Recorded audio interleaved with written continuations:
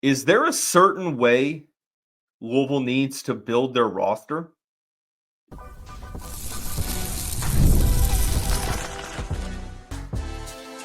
You are Locked On Louisville, your daily podcast on the Louisville Cardinals. Part of the Locked On Podcast Network, your team every day. Card Nation, what's going on, everyone? Welcome into this Thursday edition of the Locked On Louisville podcast. I'm your host, Dalton Pence. This is my fifth year covering the University of Louisville, third year hosting this show. And I want to take the time to personally thank you all for making us your first listen of the day. Just a reminder, the show is free and available on all streaming services, 5 days a week, your team every day. Louisville has had almost a full week off after beating Notre Dame on Sunday. They will take on Florida State on Saturday at the KFC Yum Center. And we'll preview that matchup at the end of this week. But for today, I wanted to address and discuss some of the big picture issues, not only for Louisville, but for the college basketball landscape moving forward. First up is the high school recruiting versus transfer portal argument. Former Louisville coach Rick Pitino had some really intriguing things to say earlier this week. And we'll discuss, is there a certain way Louisville needs to build the roster moving forward? We'll explain why the Cardinals desperately need the ACC to substantially improve after this year. And then to conclude the show, we'll discuss the weekly bracketology update and where Pat Kelsey's team is currently at in the projected field of 68 predictions. The high school recruiting versus transfer portal argument and discussion isn't a new one. It started to get talked about more and more when athletes were granted the access to transfer after every season without the penalty of having to sit out a year after doing so.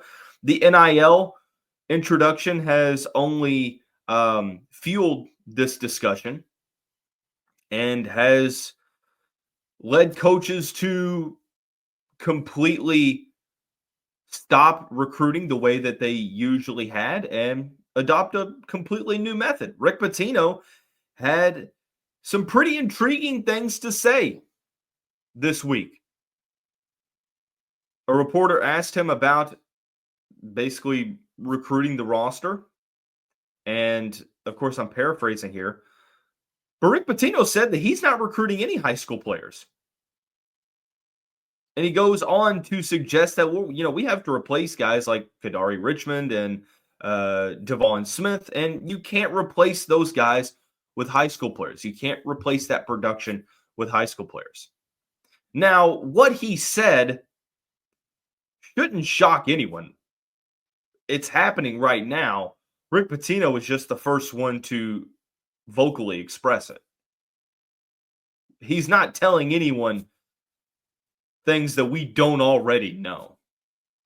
Not only college basketball, but college sports in general, the transfer portal is definitely at the forefront of recruiting. Like, high school recruiting is taking a back seat.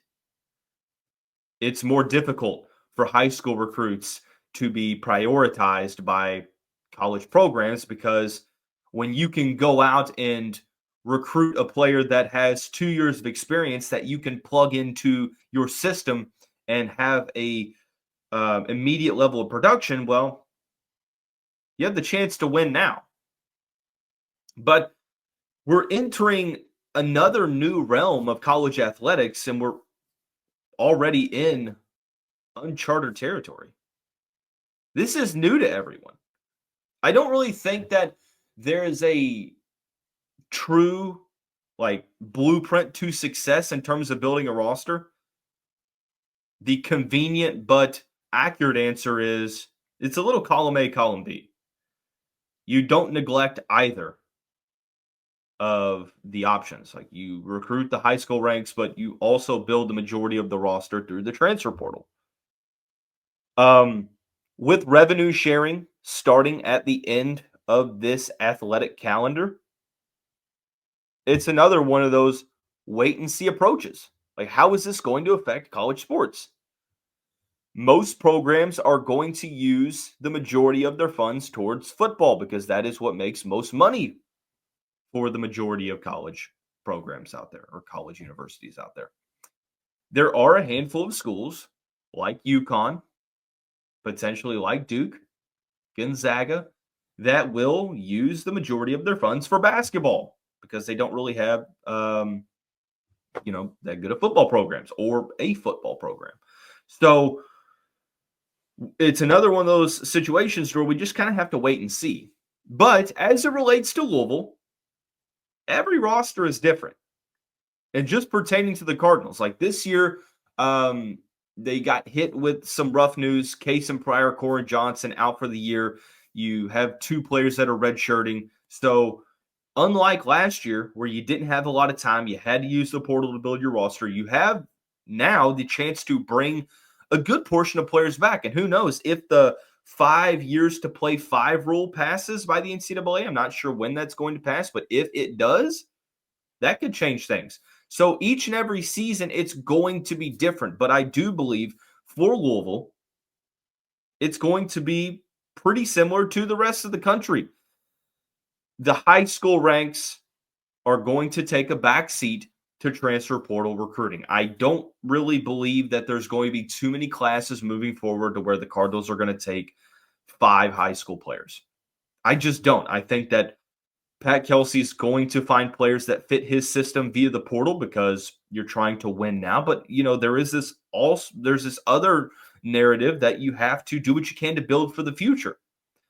The obvious risk is that you bring in a guy that you view as a project that you can build up to produce in 2 years, and he ends up transferring because another school comes in with either more money or promises more playing time, and then you've just wasted a scholarship. Oh, and by the way, college basketball programs now have 15 scholarships instead of 13. So that does definitely change things. So how should Louisville build their roster? That's the main question. Well, I don't want Pat Kelsey to be too extreme either way. Like, I don't want to have to replace every single player or 90% of players every year. But I also don't want to just utilize high school recruiting to where you're trying to build up your program the traditional way, because I don't think that that's realistic. I don't think that every year you're going to keep every player and be able to have those guys progress. It sounds good in theory. I just don't think it is practical at the moment, at least in 2025.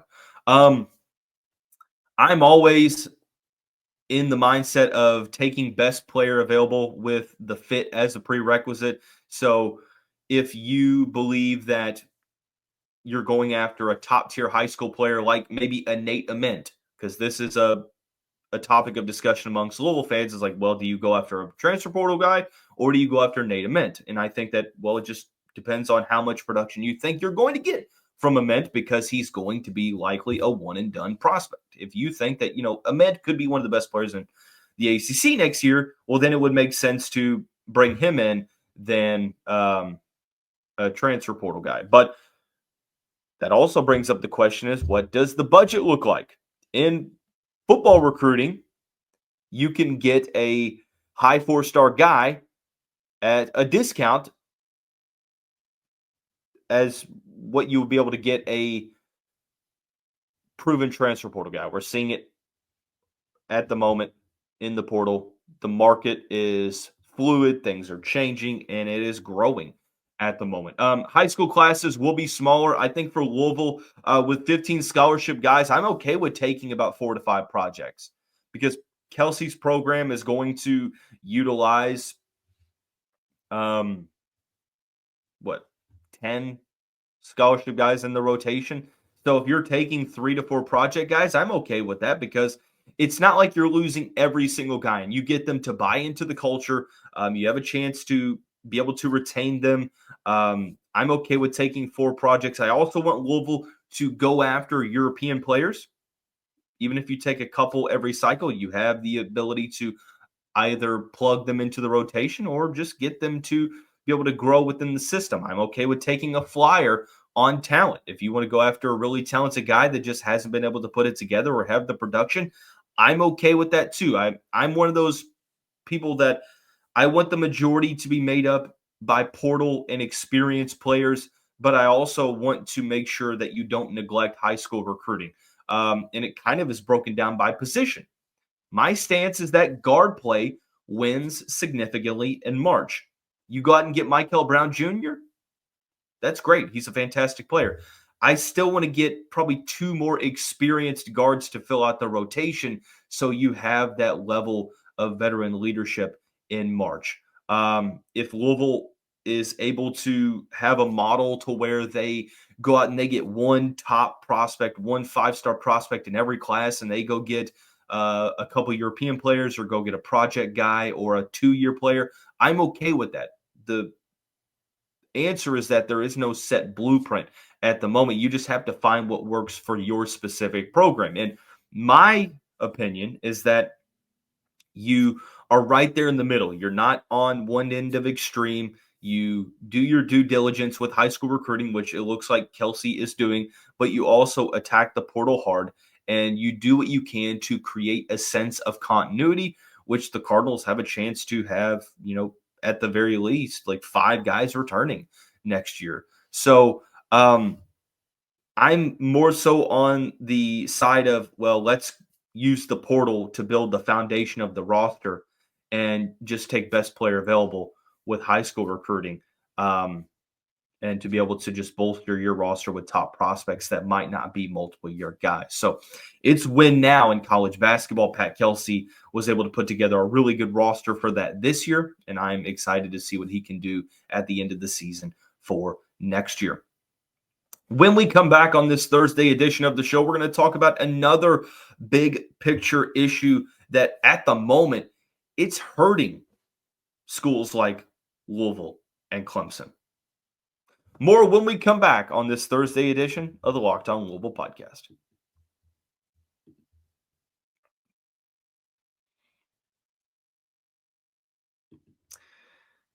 Before the Roy app, NIL negotiations often happened under the table and fans didn't have a clear way to directly support the athletes they love. Now with Roy, you get to be part of the change and support Louisville athletes in the most transparent way possible.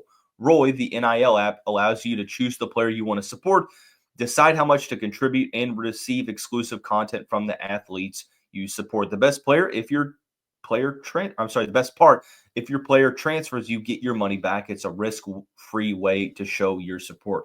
The Roy app is giving fans control. No more uncertainty. Now you can provide transparent, impactful support and help shape the team in the future of college sports with your contributions. Download the Roy app now from the App Store and start backing the Louisville Cardinals the way they deserve, with transparent, trust, and a real impact. This is the future of college sports. Join it now by downloading Roy, that's ROY, and supporting your favorite players.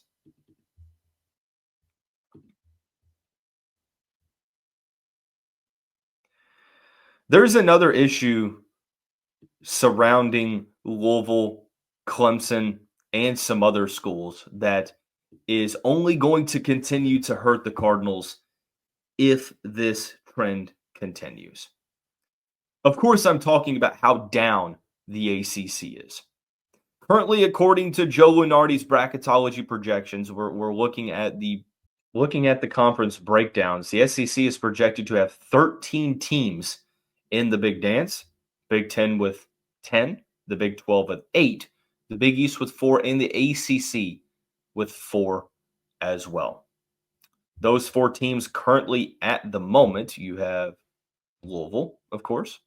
You have Duke, Clemson, and Wake Forest is at the moment, according to bracketology, back on February 18th. Wake Forest was the last team projected in. So at this current state of college basketball, the narratives have already been defined, and that is that what Louisville is doing is not that impressive in the eyes of the rest of the country because of the conference that they play in. And it's really hard to debate the conference narrative at the moment because look at the month of February and the teams that Louisville's played. The majority of the teams are sub 500 squads. And The Cardinals, thankfully, have been able to rattle off a huge winning streak earlier on to where they are currently at 27th in the net ranking. But for other schools, that's not the case. I mean, we are literally looking at an Oklahoma team that has, 9 conference losses, and they are in the field. Oklahoma is 16-10. They're 3-10 in conference play. They have 10 conference losses, and they are still projected in the field. You look at the projected teams in the field for Louisville. Duke is number 2 at 23-5. Clemson 21-5. Louisville 20-6. And Wake Forest is 19-7. You have an SMU team right now that's not even projected in the field at 20-6. North Carolina is not projected in the field either. So the perception is the reality. You've heard that term, perception is reality, or at least that's a term that, I've heard growing up, is that, it might not necessarily be this way, but you kind of apply this to sports, is that if the perception is that the ACC is bad, well, that's going to be someone's reality. So the ACC being as down as it is, it's more harmful to the resume because there's a lack of quality wins. I mean, we're literally talking about Louisville having to win out just to, at the very least, maintain a projected 7 seed where they're at currently. SEC, you can lose 2 of those 3 and still be on that line. So it's more harmful to the resume. There's a lack of quality wins. Looking at Louisville's resume, it's not terrible. I mean, they're 20-6. They're 4-4 in quad 1, 7-2 in quad 2, and they don't have a loss in quad 3 or quad 4. But their best win at the moment, I mean, what do y'all think? Clemson? I mean, is that the best win? West Virginia? SMU? Not really great opportunities, right? And to look at the other side of the argument, and this is probably more important in my opinion, is that more weight is put onto losses. The Cardinals lost a quad 2 game against Georgia Tech that snapped a 10-game winning streak. They went from a projected 5 seed down to an 8, down to a 7, down to an 8, depending on which bracketology prediction you looked at. 2 whole spots. It's nuts, but if you are in the line of thinking that this wouldn't happen to an SEC, Big 10, or Big 12 school, you're right. It wouldn't. Unless they just lost a catastrophic game to a quad 4, which we're not talking about a quad 4. We're talking about a quad 2 on the road.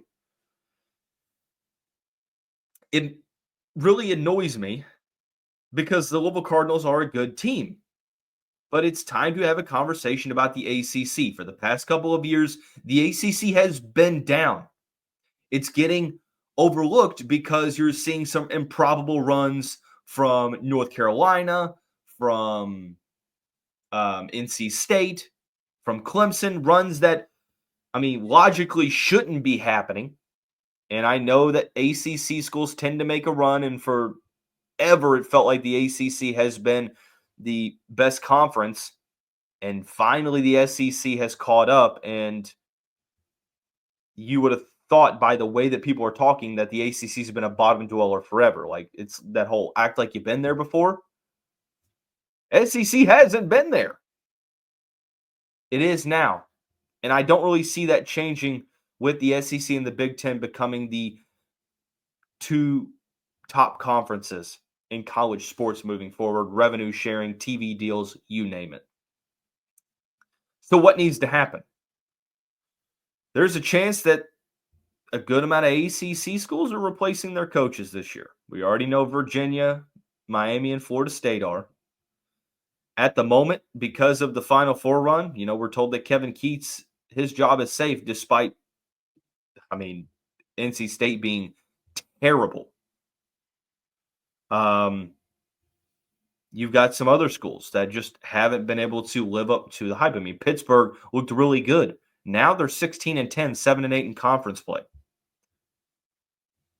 Had high hopes for Notre Dame this year. They're 11-15. North Carolina 16-11. I'm not saying that the top half of the ACC isn't good enough. I'm saying that the entire ACC as a whole has to get better.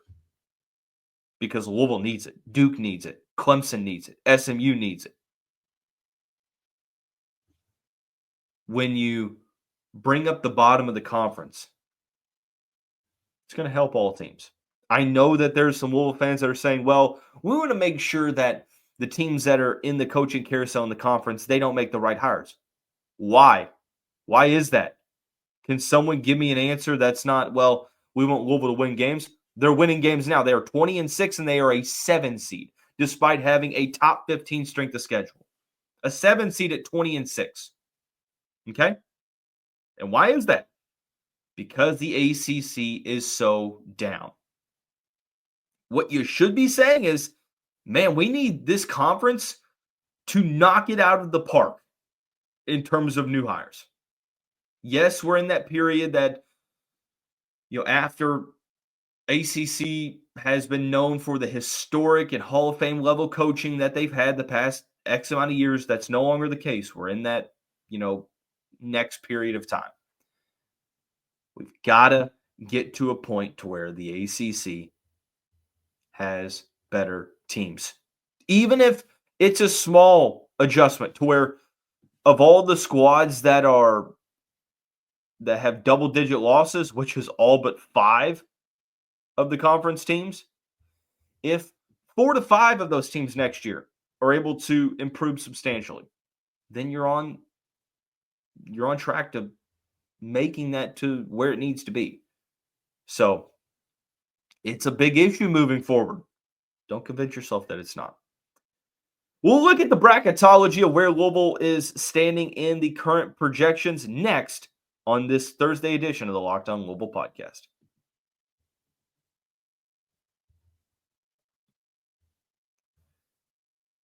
Cardinal fans, want to take the time again to thank you all for making us your first listen of the day. Just a reminder, the show is free and available on all streaming services 5 days a week. Your team every day. Tomorrow's episode will be about previewing the second installment of the series against Florida State. Cardinals defeated Florida State by 14 on the road in Tallahassee in December. They will host the Seminoles at home, the KFC Yum Center at noon on Saturday. So preview on that matchup coming up. But to conclude the show, we'll sort of give our weekly dive into where Louisville is sitting in bracketology. Before Wednesday's games, the Cardinals were sitting at 27th in the net ranking, 20-6 in overall fashion, 13-2 in conference play. Now, Joe Lunardi and Jerry Palm both have Louisville on that 7 seed line. Lunardi, in his February 18th bracket projection, had the Cardinals in the East bracket in Newark. The 1 seed was Duke, and the Cardinals would be in that Cleveland pod to open up. They would take on West Virginia in the 7-10 matchup. The 2 seed would be Tennessee, and the 15 Central Connecticut, the 3 seed Arizona, 4 Michigan State, and 5 Kansas. Overall, I feel like that would, of all the 2 seeds, Iowa State, Houston, Texas A&M, and Tennessee, I think that the Volunteers are the most inconsistent of those.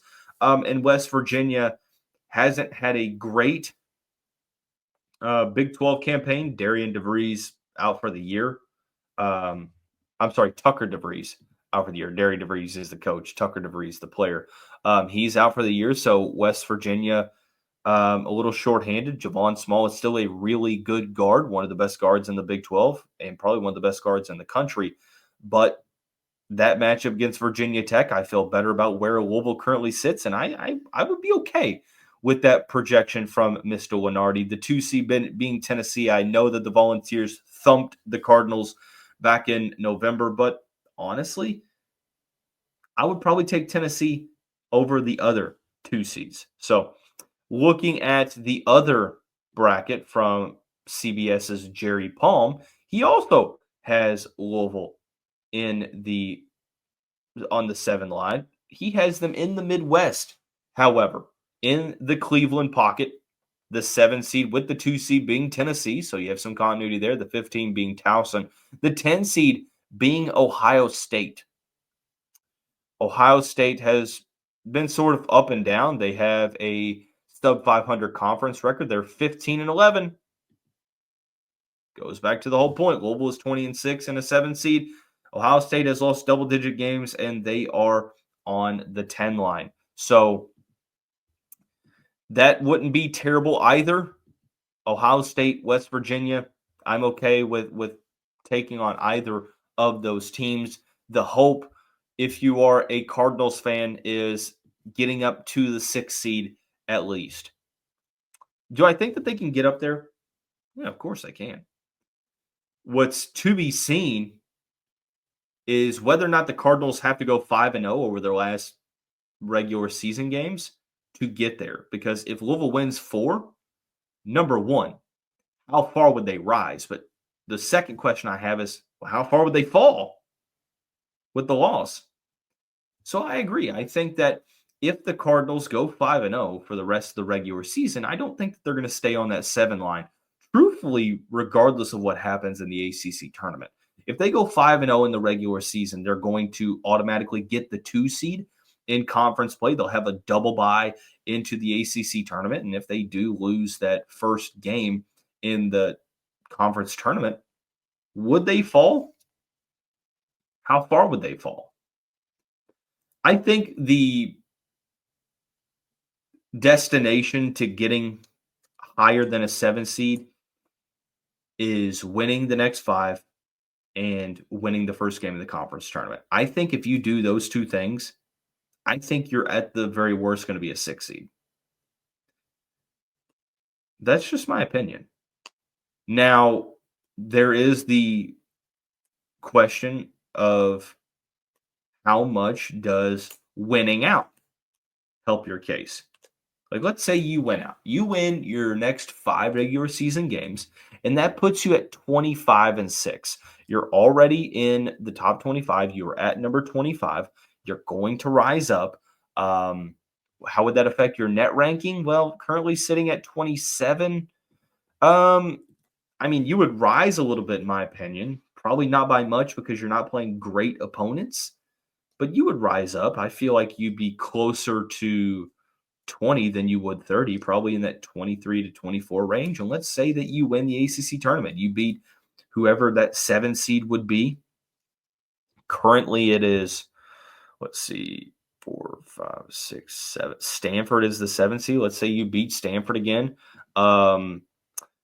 Let's say you beat Clemson and you beat Duke. Those are some solid victories to add to the resume. I mean, you're a top 5 seed, in my opinion, for sure. So we'll just see how these next couple of games, hopefully wins, will affect Louisville's seeding projections. So that is going to wrap up this episode of the show. We'll be back tomorrow previewing the matchup against Florida State. Everyone have a great day. We'll see you back here at that point. Go Cards.